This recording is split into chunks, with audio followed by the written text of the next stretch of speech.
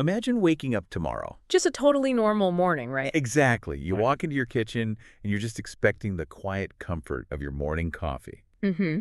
Maybe you reach for, I don't know, an apple you left out the night before, but there are strangers sitting at your table. Just sitting there. Yeah. And they're eating your breakfast. Wow. They look at you completely unbothered and they tell you that you are under arrest. It's terrifying. It really is. And they won't tell you why. They won't show you a warrant. They won't even explain who sent them. I mean, welcome to the ultimate modern nightmare. Yeah, it's a scenario that strikes at the very core of our psychological security. Oh, absolutely. Because today on this deep dive, we're examining some really incredible excerpts from Franz Kafka's masterpiece, The Trial. Yeah, we've got a lot of ground to cover. We do. But our mission here goes far beyond just summarizing a classic piece of literature, you know? Right. We're looking at the mechanics of it. Exactly. We are extracting the core nuggets of insight about how human beings navigate these sprawling, invisible systems of power. Because it's so relevant to you, the listener. Yeah. Right now. Oh, 100%.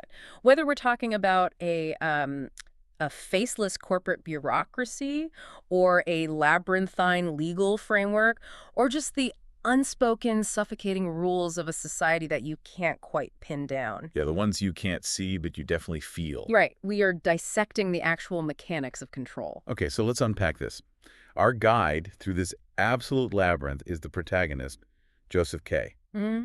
And I think it's crucial to understand, like right off the bat, that K is not some fringe dissident. No, not at all. He's not a hardened criminal. He is a highly organized, very successful chief clerk at a large bank. He's a professional. He's you. He's a listener. He's a man of logic, a man who understands how the world is supposed to work. And today is actually his 30th birthday. Right, which is supposed to be this milestone of adult stability. But instead of a celebration, this morning marks the activation of this bizarre, inescapable machine. That just suddenly focuses its lens entirely on him. Yeah.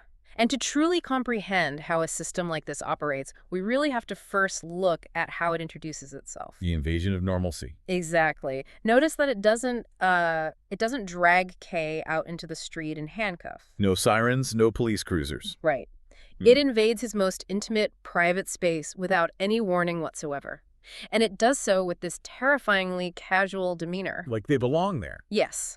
The true power of the system is demonstrated by its ability to just commandeer the mundane. Yeah, they literally set up a makeshift interrogation room next door. They do. Yeah. In the neighboring bedroom of a typist who lives in the same boarding house, Fräulein Bürstner. Right, Fräulein Bürstner. And they push her nightstand into the middle of the room to serve as a desk. It's just such a deliberate disruption of domestic normalcy.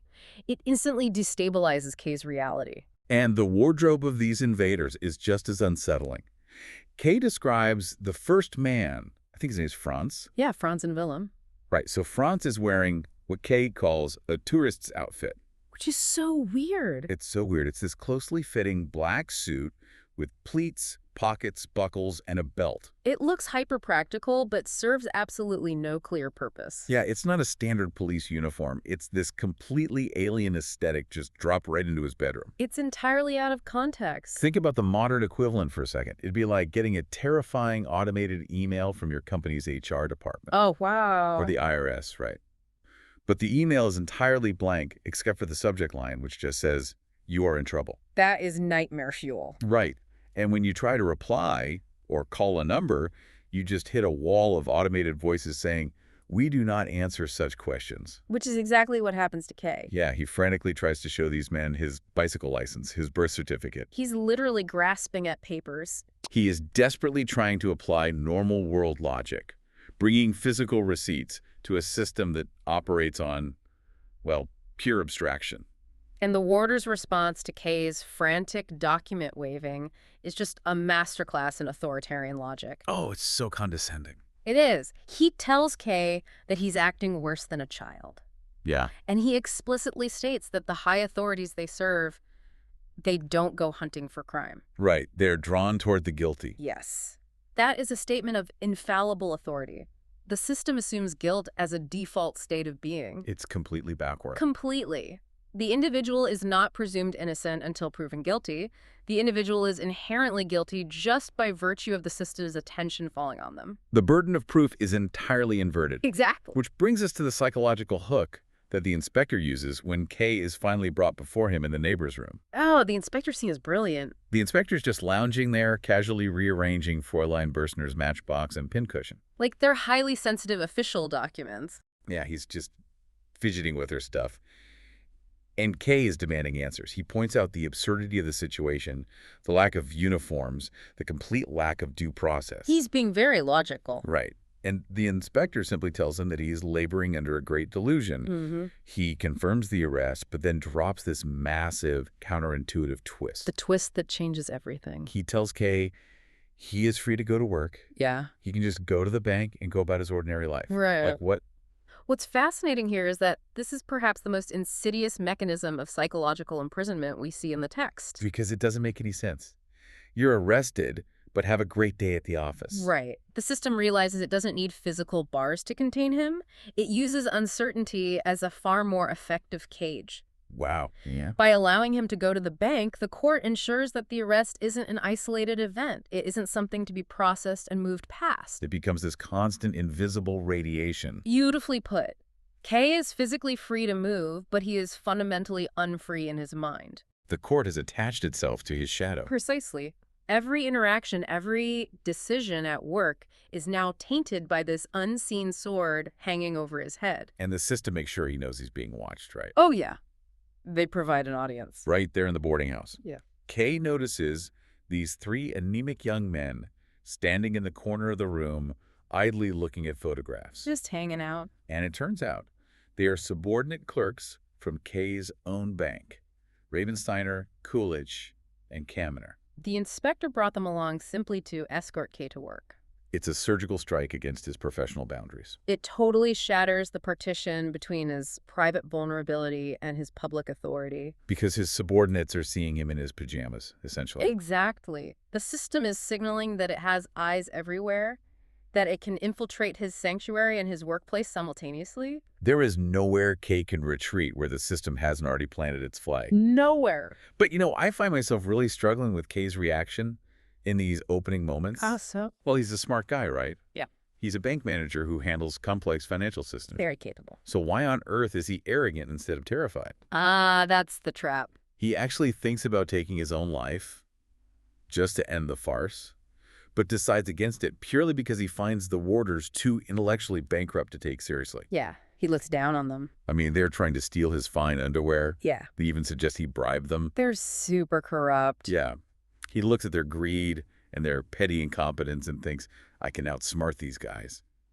Why does he underestimate the threat so drastically just because the agents seem foolish? It is precisely because he is a competent professional that he falls into this trap. Oh, interesting. He is applying corporate meritocratic logic to a fundamentally irrational bureaucratic behemoth. He assumes the system must be smart because it's powerful. Right. He assumes that a powerful, dangerous system must necessarily be staffed by serious, dignified, highly competent individuals. Like his bank. Exactly. So when he sees these low-level functionaries who are greedy and absurd, he makes a fatal miscalculation. He thinks the whole system is a joke. Yes. He assumes the entire system shares their incompetence and lacks real power. He even thinks it might be a crude prank organized by his colleagues. Oh, right, the 30th birthday prank. Yeah. His arrogance provides a false armor. He decides to play along, entirely convinced of his own intellectual superiority. So his initial confidence, which is born from a total misunderstanding of what he's dealing with, is exactly what propels him to confront the system head-on. He walks right into the spider web. He really thinks he can just march into the bureaucratic machine, demand a manager, and set the record straight. And this impulse to logically dismantle an illogical structure leads him directly to his first interrogation. Which sets the stage for a profound awakening. Because the court, as he is about to learn, does not operate on his terms. Nor does it reside in the pristine halls of justice he imagines. No, not at all. The way the court summons him is brilliantly passive-aggressive. Oh, the phone call? Yeah, Kay gets a phone call informing him there will be a short inquiry on Sunday. And they specifically choose Sunday so it won't disrupt his work schedule at the bank. How considerate of them. Right, but they don't provide an exact time. They just expect his compliance. He's just supposed to show up. And the location is baffling. He doesn't travel to some grand courthouse with marble columns in the city center. No. He is directed to a sprawling, impoverished tenement building in a desolate suburb. It's a maze. He has to navigate through chaotic courtyards, past children playing in the dirt, under washing lines strung across narrow alleys. He's completely out of his element. He doesn't even know which apartment to knock on. So he invents a joiner named Lands, just to have an excuse to pry into people's living quarters until he stumbles upon the right room. The physical architecture of the court here is deeply symbolic of its true nature. How so? By embedding the legal proceedings in the attics of a dilapidated tenement, it strips away the lofty, idealized mythology of the law. It's not majestic at all. Exactly. It demonstrates that this specific brand of justice is woven into the very fabric of everyday misery, poverty, and grime. It's inescapable. It is simultaneously hidden from the elite world K inhabits and omnipresent in the lives of the marginalized. Wow. It does not elevate the accused to a place of dignified judgment. It drags them down into the suffocating dote of the masses. And you feel that when he finally locates the courtroom, the atmosphere is just incredibly claustrophobic. Stifling. The room is packed to the rafters, the air is thick, almost fuggy. People in the gallery are practically touching the ceiling because they've put cushions on their heads so they don't scrape the roof. The imagery is so surreal. And Kay immediately notices that the audience is divided into two distinct factions, Right. a left party and a right party. Mm-hmm. The examining magistrate sits on this crowded platform.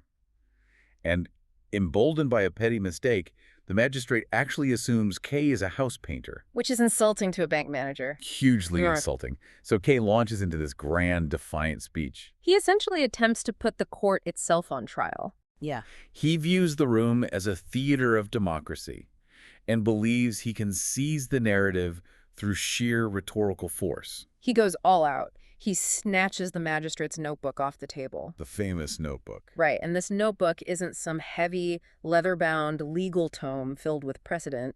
It's a dog-eared, yellow-edged school exercise book. Probably full of scribbles. Yeah, and Kay holds it by the very tips of his fingers as if it's contaminated and drops it back down in disgust. So dramatic. He rails against the corrupt warders who tried to steal his shirts.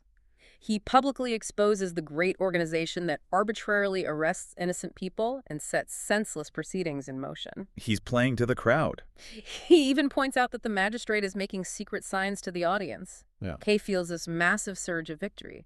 He genuinely believes he is winning over the left half of the room, rallying them to his cause. If we connect this to the bigger picture, he fundamentally misunderstands the nature of the room. He really does. Kay is operating under the illusion that he is addressing an assembly of fellow citizens, right? A public forum where logic, evidence, and righteous indignation actually carry weight. He thinks he's in a courtroom drama. Exactly.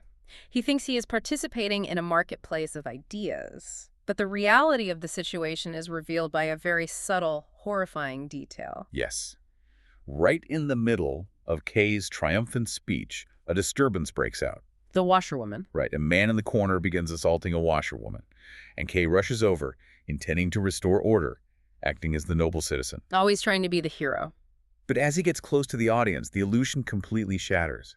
He looks closely at their coat collars. Mm-hmm. Every single person in that room, the left party, the right party, the old men, the young men, and even the examining magistrate himself, they're all wearing the exact same badge. Which is such a chilling moment. It changes everything. Because the factions are entirely fabricated. Wow. The system allows for a performance of debate, a simulated polarization that makes the participants feel as though they have a voice, but it is ultimately a unified, monolithic entity. The left and the right serve the exact same master. Exactly. Kay's impassioned speech was nothing more than a trap.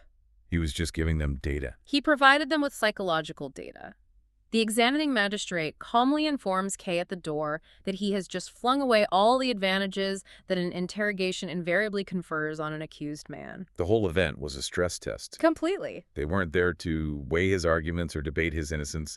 They were there to observe how he reacts under pressure. And he failed. Kay yells that they are all scoundrels, declares that they can keep their interrogations, and just storms out. He thinks he won. Yeah, he feels like he's making a dramatic, victorious exit, rejecting their authority. But his victory is entirely hollow. Because you can't walk out of a system like this. Exactly. He has declared his independence from a system that never required his consent to process him in the first place. Right. They don't care if he consents. Walking out of the room does not stop the machinery. It simply means the machinery operates without his input. Which is terrifying. He assumes he can physically walk away from the jurisdiction of the court, but the gravity of the institution has already ensnared him. And we see that gravity pull him back, don't we? We do. The sheer, inescapable reality of this gravity becomes undeniably clear when Kay, driven by this morbid, obsessive curiosity, returns to the tenement the very next week. This is where the psychology gets so fascinating to me. Nobody summoned him. No one. The court didn't ask him to come back. Yet Kay voluntarily gives up his Sunday to return to the scene of his humiliation. He just can't stay away. The courtroom is empty, but he runs into the usher's wife, the washerwoman, who was at the center of the disturbance the previous week. Right. And she casually offers to help him, actually offering herself to him, claiming she has influence over the magistrate. It's so bizarre. It is. But before Kay can even process this offer, this bizarre, bow-legged law student with a straggly red beard walks in, scoops the woman up in one arm, and carries her up a flight of wooden stairs to the magistrate. Just carries her off. Kay stands there, completely paralyzed, powerless to intervene.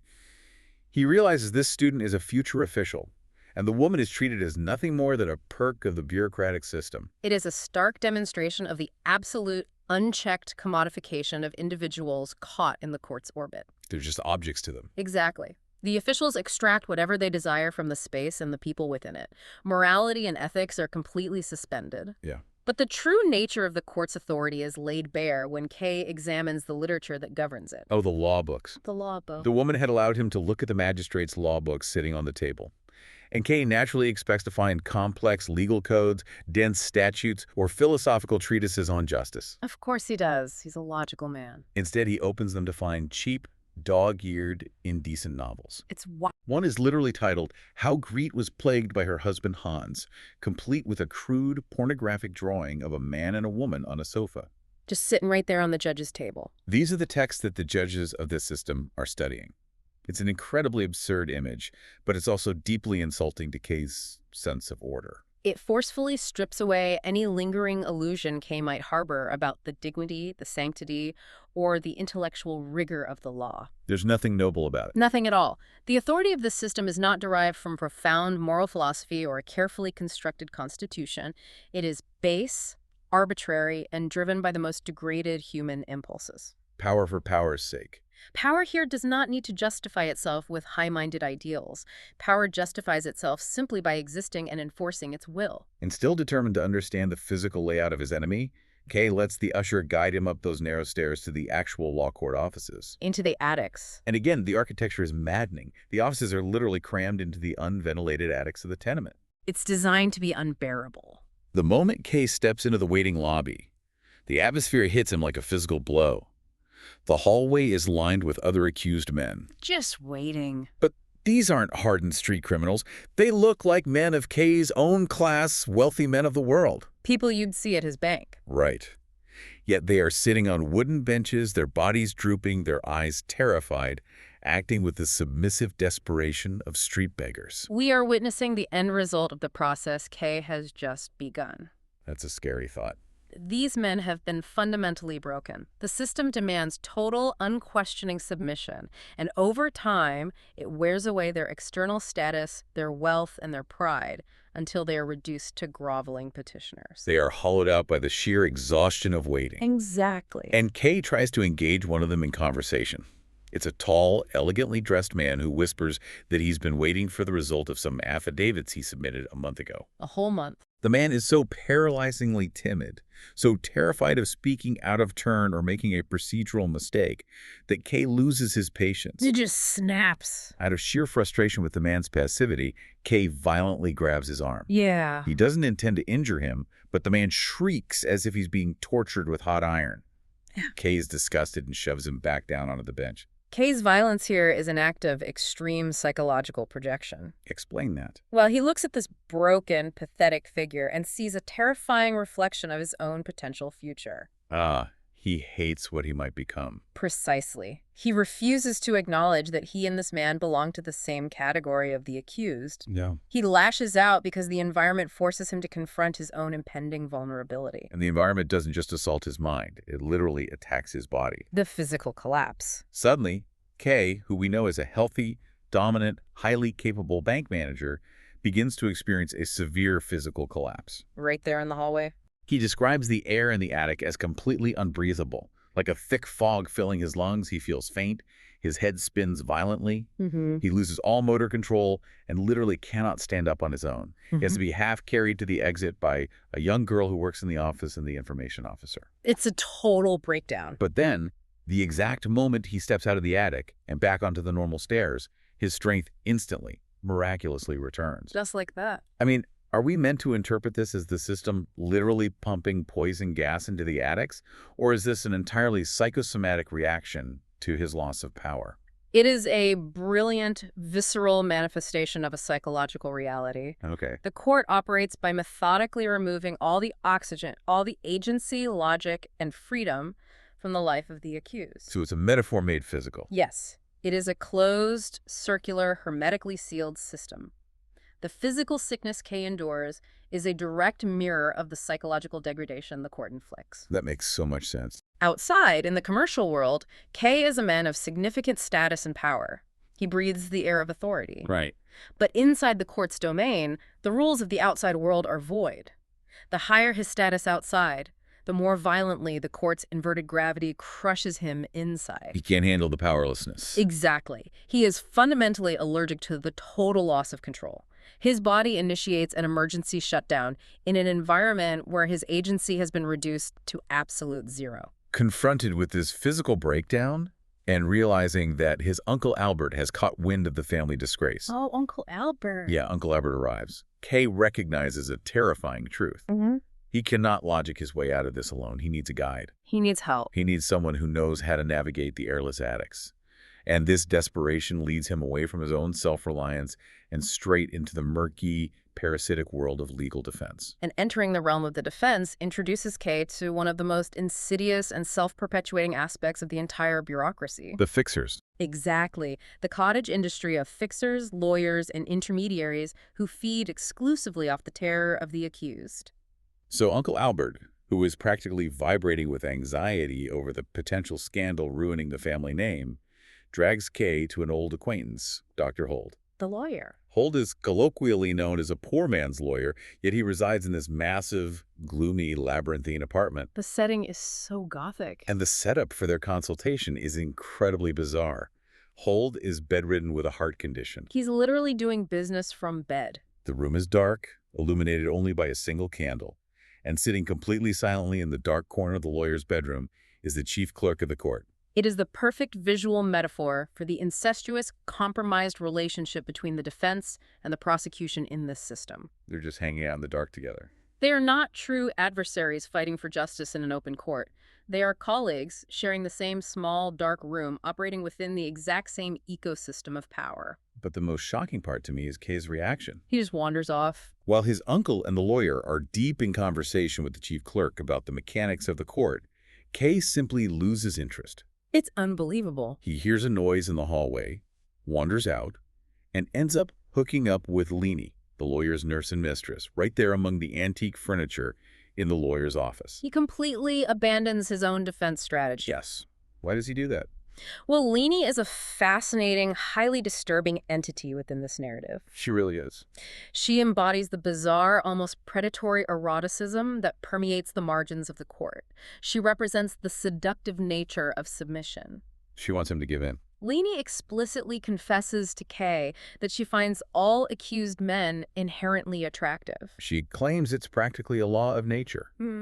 She tells him that the mere fact a man has been charged with a crime profoundly enhances his physical appeal, even if he is objectively repulsive in his normal life. Which is such a twisted concept. It's as if the heavy burden of guilt itself acts as an aphrodisiac to her. Yeah. She immediately tries to manage Kay, telling him he is too unyielding, too stubborn. She insists that he must confess his guilt at the very first opportunity if he ever wants to slip out of their clutches. Laney functions as an alternative mechanism of systemic control. A softer control. Exactly. She offers physical comfort, affection, and a temporary escape from anxiety, but the price of admission is absolute psychological submission. You have to admit you're guilty. She wants Kay to stop fighting, to embrace his status as the accused. And this philosophy of submission perfectly mirrors Dr. Huld's actual legal strategy. Right. Because if we critically examine what the lawyer accomplishes for his clients, the answer is horrifyingly close to nothing. It's actually worse than nothing. It's an illusion of progress. Yeah. Huld talks endlessly to Kay about his vast web of connections with subordinate officials. He emphasizes how incredibly vital the first plea is, building up Kay's hopes. Classic delay tactics. But in the next breath, he casually admits that these pleas are often never read by the judges, or simply mislaid in the chaotic filing system. Oh, we filed it, but who knows where it is? Exactly. He claims he has been drafting petitions for Kay, but they remain perpetually unfinished. Huld eventually drops the ultimate bombshell. Formal legal defense is not actually countenanced by the law. It is merely tolerated. The accused and their counsel are kept completely in the dark regarding the actual charges, and the lawyers spend their time essentially bribing low-level clerks and trading gossip in the hallways. Because the lawyer's true function within this ecosystem is not to win the case or achieve justice. What is it then? His function is to manage the client's despair. Wow. He serves to keep the client in a state of perpetual dependency. By feeding the accused just enough ambiguous hope about unseen progress behind closed doors, the lawyer prevents the client from taking any independent, potentially disruptive action. It keeps him docile. The lawyer acts as a buffer, absorbing the client's panic and translating it into billable inertia. Billable inertia, that's a great phrase. And the ultimate tragic consequence of this parasitic dependency is perfectly encapsulated in the character of Block. Okay, here's where it gets really interesting. Block is a revelation. He is the warning sign. One night, Kay decides he's had enough of the stalling and goes to Huld's apartment, intending to fire him. There, he meets Block, a tradesman, a formerly successful grain dealer. Block reveals that his case has been dragging on for 5 excruciating years. 5 years of limbo. 5 years. Block is so entirely consumed by his defense that his actual business is failing. He practically lives in Lenny's windowless, cramped maid's room just so he can be instantly available day or night if the lawyer briefly summons him. He's given up his entire life. In the wildest detail, Block secretly employs 5 other pettifogging lawyers behind Huld's back. He's addicted to legal counsel. He really is. Block is what happens when a human being is fully digested by a bureaucracy. Yeah. He's not a client anymore. He is livestock for the legal system. That's horrifying. He represents the complete and total annihilation of the independent self. Block has dedicated his life to studying the court. He attends other people's interrogations. He desperately tries to map the unmappable system. But it doesn't help him. No. The deeper he engages with its mechanics, the more it diminishes his humanity. And the physical and psychological degradation is difficult to stomach. Kay stands in the bedroom and watches exactly how Huld treats his longest-serving client. The bedroom scene is brutal. Block is called into the room. He tiptoes in, practically trembling with terror. The lawyer speaks to him not as a professional equal, but like a misbehaving, dim-witted pet. And Block complies with all of it. He physically gets down on his knees beside the lawyer's bed. Lenny gently strokes the lawyer's hair, and at her urging, Block repeatedly kisses the lawyer's hand. It's so degrading. Huld casually boasts to Kay that he orchestrated this entire humiliating spectacle just to prove to Kay how a proper client should act. He's showing off his dominance. Then Huld casually mentions to Block that a judge recently remarked that Block's case hadn't even truly begun yet, purely to watch the man panic. It is pure psychological sadism. Absolutely. The lawyer does not solve the case. He institutionalizes the accused. He engineers a parasitical ecosystem where the accused is systematically drained of their financial resources, their dignity, their time, and their sanity. The punishment is the process. Yes. The system's true punishment is not the final verdict. The punishment is the process itself. And Kay watches this pathetic, groveling display and makes the definitive, critical choice. He refuses to become livestock. Exactly. He fires the lawyer. He actively chooses the terrifying, unprotected uncertainty of self-reliance over the comforting, degrading certainty of submission. Which is a huge turning point. But if formal legal defense is a dead end, designed to drain your resources and crush your dignity, what is the alternative? Right, where do you go? Kay realizes he needs someone who understands the unwritten rules. someone who operates off the books. In this system, you don't look to a judge for the truth. You look to the system's PR department. You look to the artist. Exactly. On a tip from a sympathetic manufacturer at the bank, K seeks out Tittarelli. The official court painter. And it is Tittarelli who provides K with the most lucid, structural, and profoundly horrifying explanation of the court's mechanics in the entire narrative. So Kay ventures into an even worse tenement than the courtroom to find Tittarelli's studio. Hard to imagine it could be worse, but it is. The poverty is extreme. There's a gaping hole in the floorboards. Outside Tittarelli's door, a gaggle of teenage girls constantly harasses him, peering through the cracks in the wooden planks the entire time Kay is inside. Oh, a lack of privacy. And the air in the tiny studio is suffocatingly hot. Tittarelli's in the middle of painting a portrait of a judge. But Tittarelli reveals the trick of his trade. The halo. Yes. He paints the judge sitting on a grand, high throne and adds a radiant halo of light around his head so that justice appears as a goddess of the hunt in full cry. Even the visual art of the court is a tool of institutional propaganda. It's all fake. The judges demand to be immortalized as ancient, infallible, mythological figures of divine justice. It completely obscures the reality that they conduct their business sitting on cheap kitchen chairs covered with old horse rugs in stifling attics. Yep. Tittarelli's primary job is to maintain the visual mythology of the court. But because he is a hereditary employee, deeply embedded in the daily life of the officials, he intimately knows the vast gap between the law as it is written in those pornographic books and the law as it is actually practiced. So Tittarelli listens to Kay, agrees that he is innocent, and lays out the entire playbook. The three options. He presents Kay with 3 and only 3 possible outcomes for an accused man. Let's really dig into these because this is the absolute core of the bureaucratic nightmare. Option 1, definite acquittal. Tittarelli dismisses this option almost as soon as he introduces it. Why? He explains that definite acquittal, the complete irreversible clearing of one's name, is functionally a myth. A myth.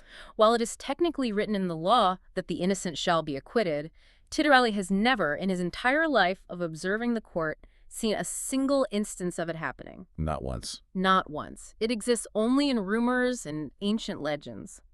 The lower grade judges, the only ones any citizen or lawyer can ever actually reach, simply do not possess the jurisdictional power to grant a final, absolute acquittal. So actual true freedom is completely off the table. Gone. Option 2 is what Tittarelli calls ostensible acquittal. He offers to write a sworn affidavit of Kay's innocence, leverage his personal connections to get a group of lower judges to sign it, and Kay will be officially acquitted. Sounds good, right? Yeah, he can walk out of the attic a free man. But the catch is monumental.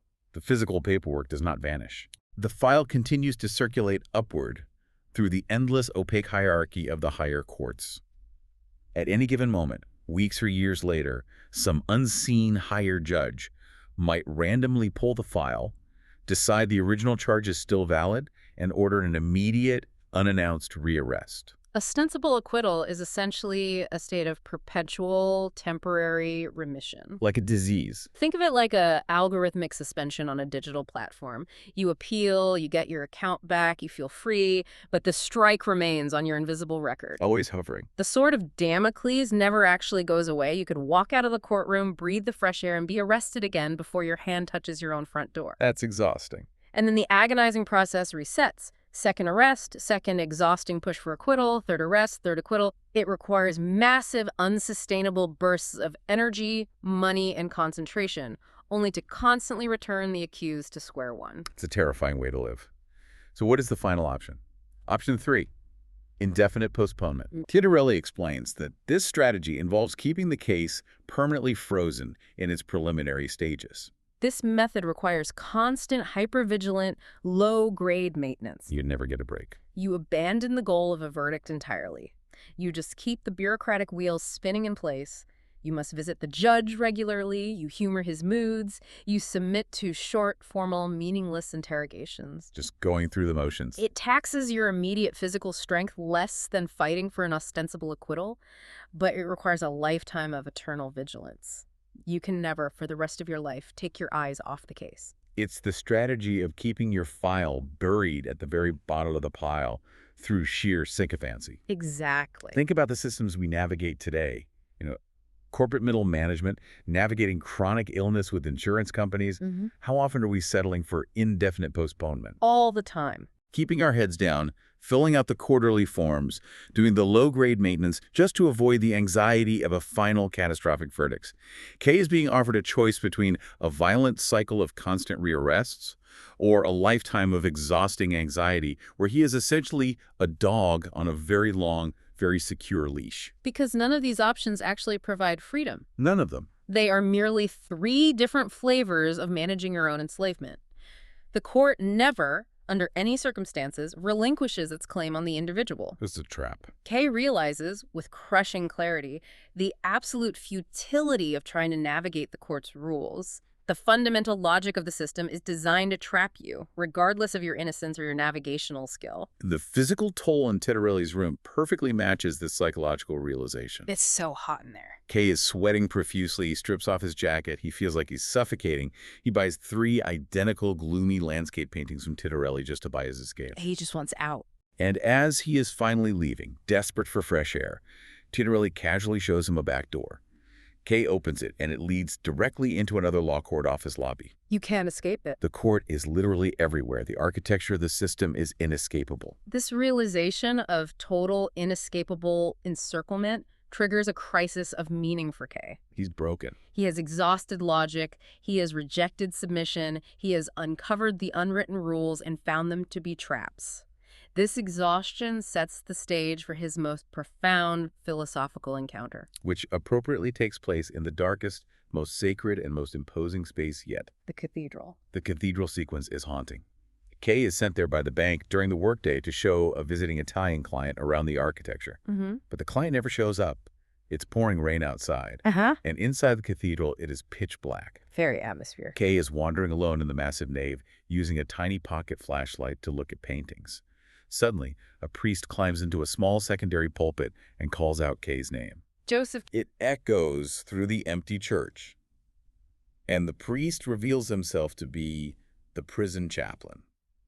The fact that a prison chaplain summons Kay within the cathedral is a vital synthesis of the novel's themes. How so? It signifies that in this world, the spiritual authority and the judicial authority are one and the same. The court claims absolute dominion over the soul as well as the physical body. The priest informs Kay that his case is going poorly, that his guilt is held to be proved for the present. And when Kay complains. Right, when Kay attempts to complain about the systemic deceitfulness of the court officials, the priest offers him a parable to correct his flawed understanding of the law. This is the legendary parable before the law. I want to lay this out carefully.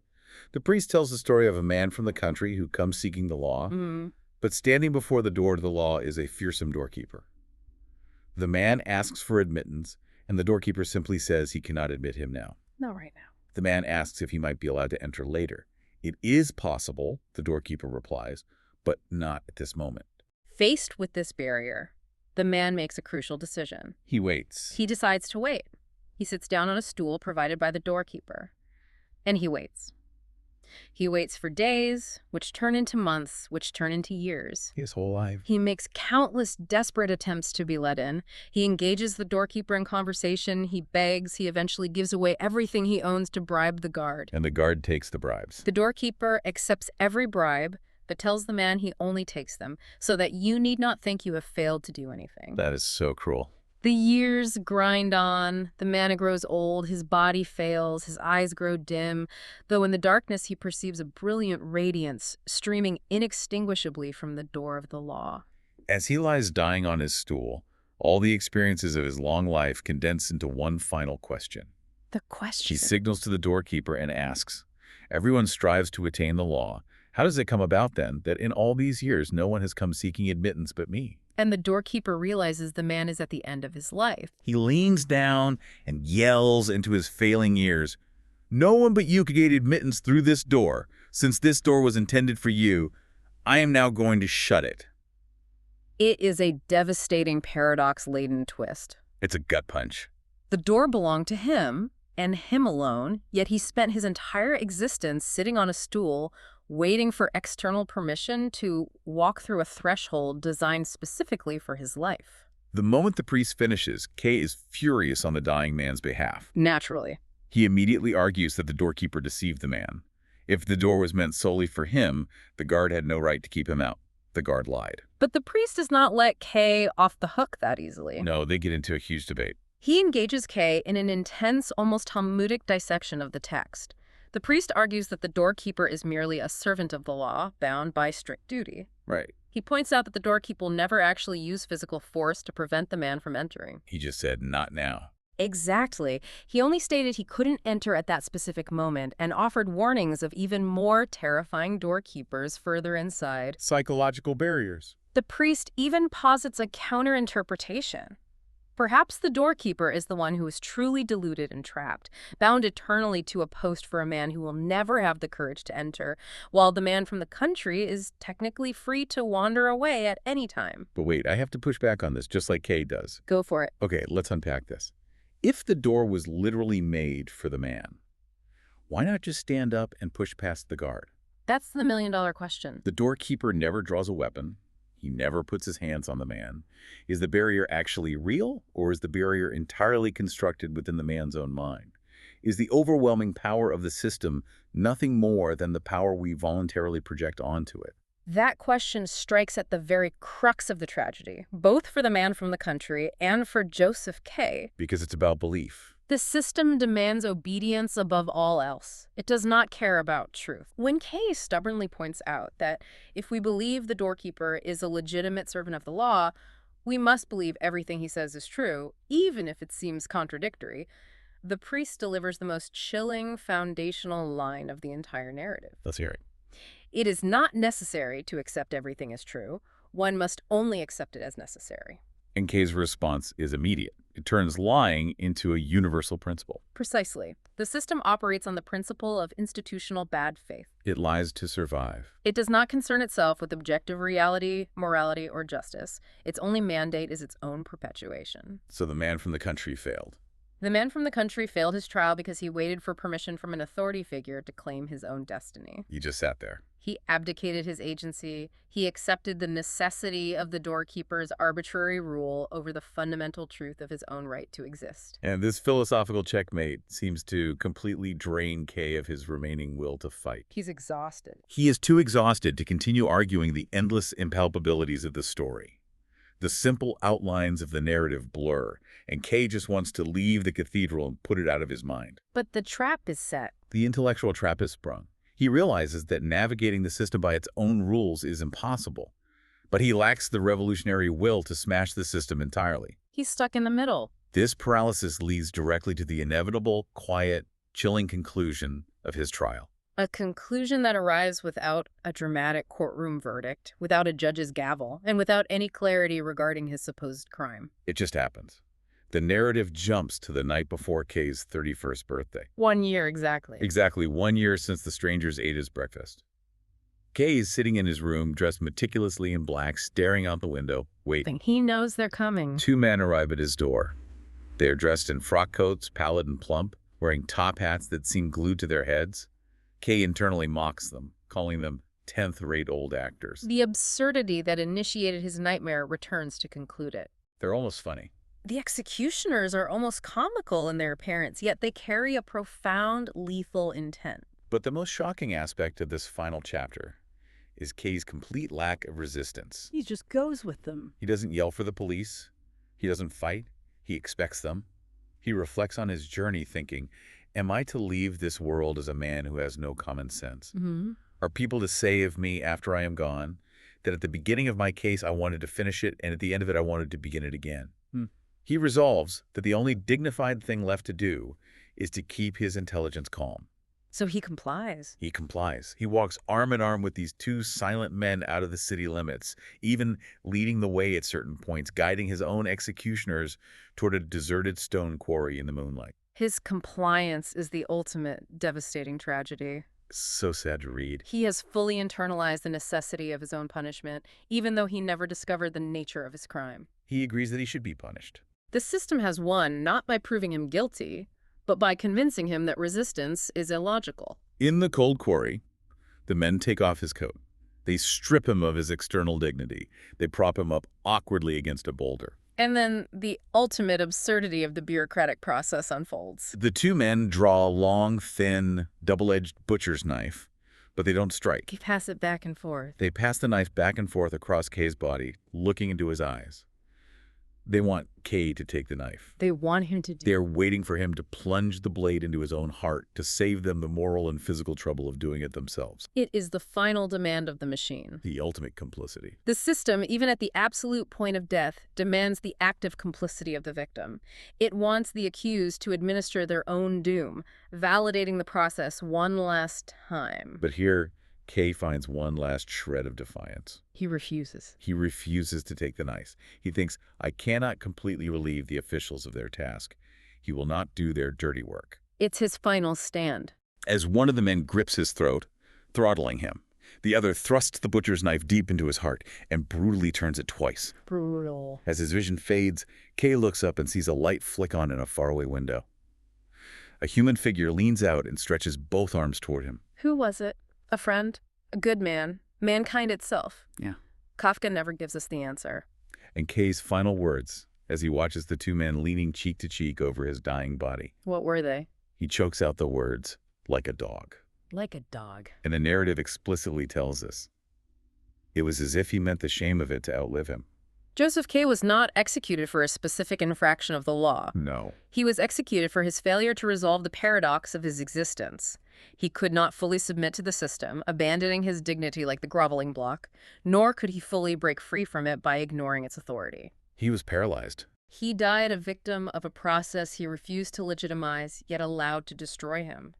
The shame outlives him because the system that dragged him to a quarry and butchered him like a stray animal remains completely intact, unbothered, and unquestioned by the sleeping city around it.